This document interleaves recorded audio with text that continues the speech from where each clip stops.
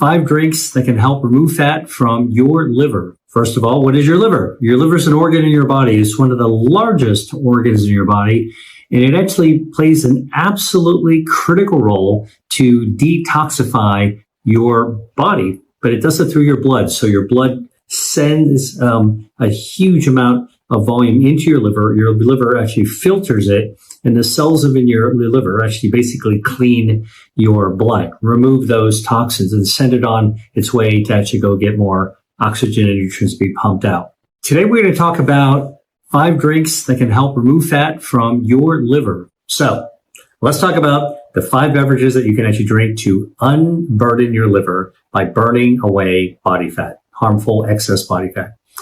Beverage number 1, green tea. Here it is again, the ubiquitous green tea when it comes to health. What's in tea? What's in green tea? It's got a polyphenol, a catechin called EGCG, epigallocatechin-3 gallate, EGCG, all right? And you know what EGCG does? It does a lot of things, okay? But in this case, for burning down fat, it activates brown fat thermogenesis. So let me explain this to you. Green tea activates brown fat thermogenesis, and brown fat is kind of special kind of fat in your body. It's good fat. It's not wiggly jiggly. It's not under your arms. It's not under your chin. It's not your muffin top. Brown fat is wafer thin, and it's plastered around your neck, a little bit behind your breastbone, between your shoulder blades, a little bit in your belly.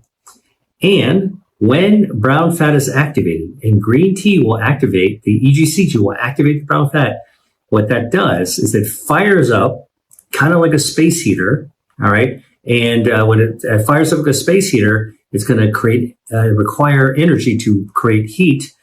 Thermogenesis is creating heat, all right? And in order to create that heat, that energy that brown fat uses is drawn from excess body fat, like visceral fat, all right? So this is actually a way to turn on good fat to burn down bad fat, and it's a way of actually lowering overall excess harmful body fat in your body.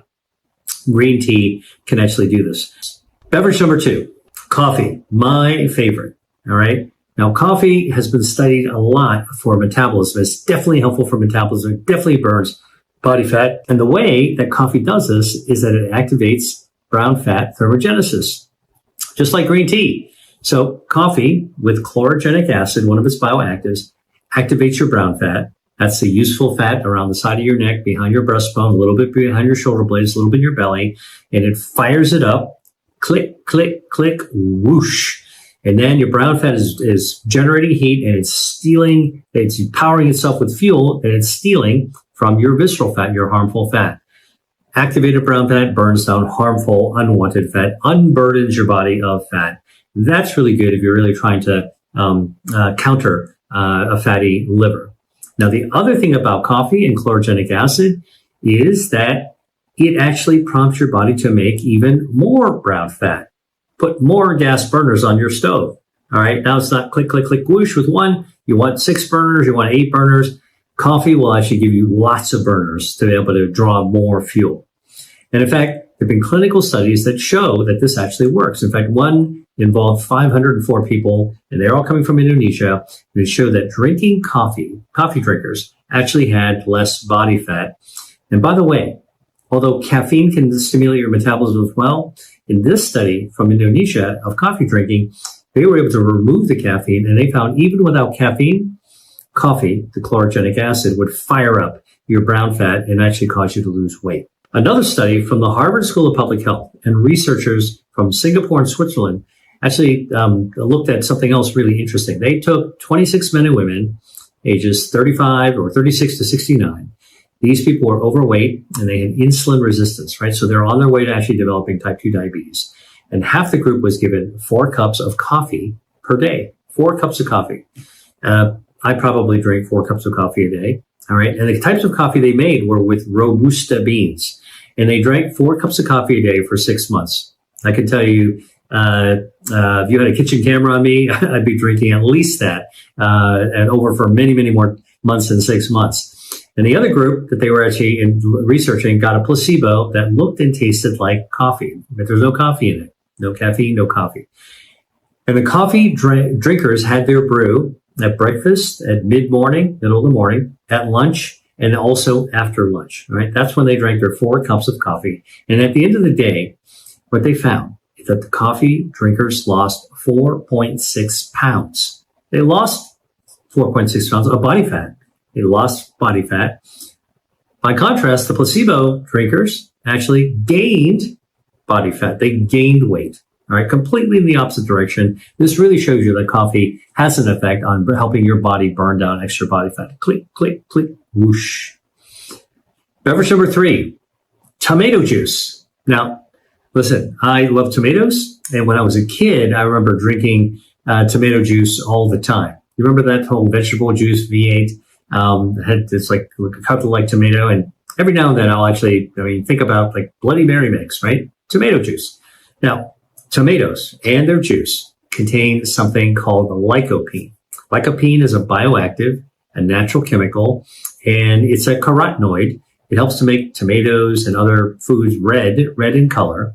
And tomatoes with lycopene have been shown to activate your, you guessed it, brown fat thermogenesis. All right, you can trigger on brown fat thermogenesis and burn down extra brown fat. In fact, there was a study from Portugal that gave just one ripe tomato to a bunch of young women in grad school before lunch to eat every day for like 30 days. And guess what they found? That nothing else changed. Just giving that one tomato would cause them to lose body fat, and they would lose their visceral fat. Their waist size would actually shrink a little bit, and all of their metabolic parameters would increase. So just like all the other foods I talked about, the beverages, green tea, coffee, tomato juice will actually do the same with the lycopene from tomatoes. Now, research from China have looked at 25 women who were normal weight, and what they did is they gave 1.2 cups, all right, 1.5 cups of tomato juice to drink every day for 8 weeks, right? So think about this as a breakfast tomato juice. A cup is a little bit more than a cup, not very much. And at the end of the study, guess what? They found these women actually lost weight, shrank their waist circumference. And when these researchers looked at the blood of the tomato juice drinker, they actually found that there was also a decrease in the inflammatory marker. In this case, the inflammatory marker is called MCP1. M is in Michael, C is in Charlie, P is in Peter, -1. MCP1 went down. That's an inflammatory marker. And by the way, excess body fat is inflammatory.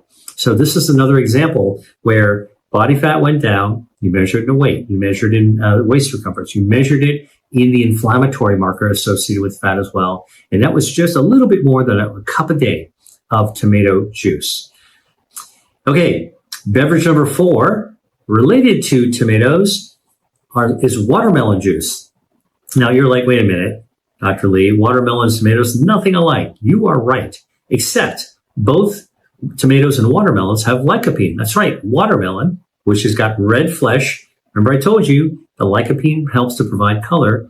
Watermelon has lycopene. It's got a lot of fluid in it, which is good, but it's also got lycopene in it. A lot of people don't know this, but watermelons were not originally, they came from Africa, but they were not originally red. I think they were yellow, and they weren't sweet. They were just used for water, for hydration in, the hot environment.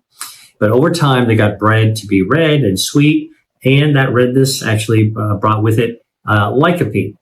Now, researchers have been looking at watermelon juice, and here's what they found. They found that homemade watermelon juice, that means you get fresh watermelon, you chunk it up, you put it into a blender, okay, and you puree it. Can make about 3.5 cups of juice this way. These researchers did 3.5 cups of juice, all right? That's a pretty sizable amount of juice. That's more than a tall glass. But that drinking that watermelon juice for 3 weeks could double the amount of lycopene, that fat-fighting substance in your blood, because it's in your blood where it goes to work, all right? So watermelon juice actually is a good way to get more lycopene into your body. Have some tomato juice for breakfast, have some watermelon juice for lunch, or in the afternoon. Or if you're going to go out, if you're at the beach, or if you're going for a hike, drink some watermelon juice before you leave. And you know why? Because the watermelon juice has powerful antioxidant properties. And if you're going to go out into the sun, if you have a glass of watermelon juice a couple of hours before you go out, it will actually protect your DNA from the damage from the ultraviolet radiation that you go out on the beach, right? So here's a simple thing. Just have some, you want to hydrate anyway. Hydrate with fresh watermelon juice. The fifth beverage is drinking water. All right. Drinking water is the most popular beverage in the world. Number 2 is tea. Number 3, I think, is coffee. All right. And clinical studies have taken a look at what happens when you drink water. It's more than you think. Like, water is good for hydration. All right. But it turns out that if you actually drink water, a couple of things happen. First, it stretches your stomach out when you're drinking water before a meal. And when your stomach's stretched out, it sends a signal to your brain, hey, you know, we're kind of filled up here, so don't get too hungry. So you can actually blunt your appetite just by drinking water before a meal. That means less calories are going to go in. All right, so drinking water actually can provide that. The other thing that's really interesting is that drinking water triggers thermogenesis. Now, this has been studied. We believe that it's because there's temperature sensors that are in our stomach. So you drink water, glug, glug, glug, goes down into your stomach. It's sitting in your stomach. Guess what? Water tends to be cool or cold. It activates the temperature sensors in your stomach, and all of a sudden your body goes, whoa, near my core, I got cold water. I got to fire up. I got to fire up to heat it up because I don't want to have a cold core. What does that firing up mean? Thermogenesis. All right. And so researchers in Germany have looked at this. They actually found that drinking just 2 cups of water caused an increase in metabolism by 30%. Increased metabolism by 30%, you're burning down fat. You're actually firing up your thermogenesis. Brown fat fights white fat. Good fat fights bad fat. You're burning down fat. And now you're actually in better shape. This is just drinking water, all right, just to warm yourself up. Plus the idea of stretching out your stomach so that you're going to be feeling more full, so you'll be less tempted to overeat.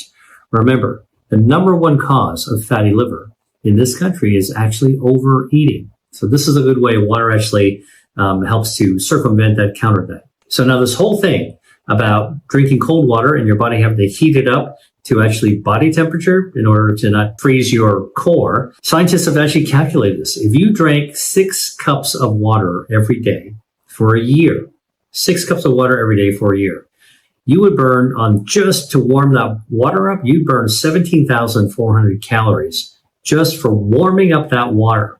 All right. And that's the energy equivalent of 5 pounds of body fat. That's what we're talking about here. Water fills you up as well, so you're less likely to eat. And then on top of that, it actually requires some energy, some fuel that you can burn away some of that excess body fat in order to be able to warm it up. Now, we've been talking about losing body fat and the beverages that can actually be helpful. But here's the thing. In the context of fatty liver, I need you to understand what I said at the very beginning. Your liver is a critical organ for detoxifying your blood. When you've got a fatty liver, you're pretty far down the road in terms of having a health impairment, right? The good news is you can actually do things like drink certain beverages, like we talked about, to be able to unpack the fat out of your body. Your liver will actually start to recover. And that's actually something you can do for yourself. But if you have fatty liver, you definitely need to be working with your doctor in order to be able to actually deal with it, because fatty liver is a serious problem. All right. It is not a homegrown remedy type of issue. The things we talked about, things you can drink, and I'm going to do another YouTube video talking about foods you can eat to unpack your fatty liver. But the things, these are all sort of the things that you can do for yourself. The healthcare you can do at home, but you're going to need to be under the supervision and the guidance of a medical doctor who's probably going to refer you to specialists to help you have the best outcome if you have fatty liver. And this requires professional help. Hope you learned something from this, and thanks for watching. Dr. Lee, out.